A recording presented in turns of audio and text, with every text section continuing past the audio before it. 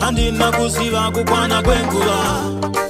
wakati uchishika baba ndainge nakamirira ndichiti zvimwe muchatoka andina kuziva kukwana kwenguva chiringa zuva ndainge nakaringisa nenguva dzenyu baba ndaitiziva ndaingopfunza mama chati varipi zvikanzi nyarara mwanangu vanouya ndoti vanouya here yarebesa nguva ndasuwa rudo rwavo rwavanosindipa rudo rwakadzama rudo runondipinda mumapfupa musi wakati uchisvika baba ndainge ndakamirira ndichiti zvimwe muchadzoka handina kuziva kukwana kwenguva wakati uchisvika baba ndainge ndakamirira ndichiti zvimwe muchadzoka handina kuziva kukwana kwenguva kukura ndisine mizvairema kuna kamatanga ndaitema ivo vakati nyarara nokuchengeta mwanawe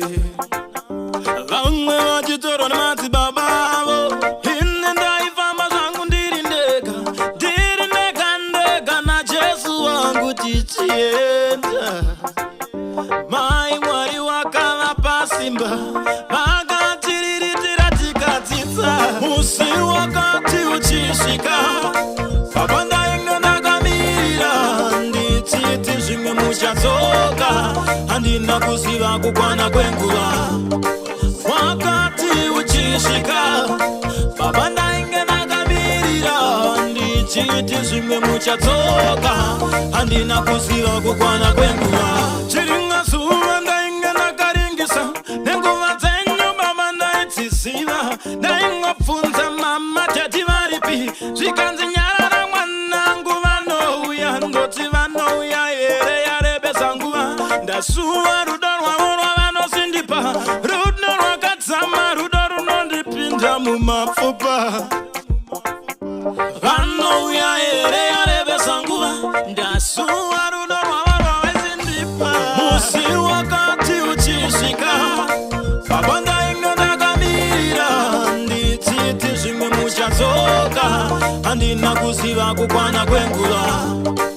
wakati uchisvika baba ndainge ndakamirira ndichiti zvimwe muchadzoka handina kuziva kukwana kwenguva kukura ndisine mizvairema kuna kamatanga ndaitema ivo vakati nyarara nokuchengeta mwanawe vamwe vachitorwa nemadzibaba avo ine ndaifamba zvangu ndiri ndega najesu wangu tichienda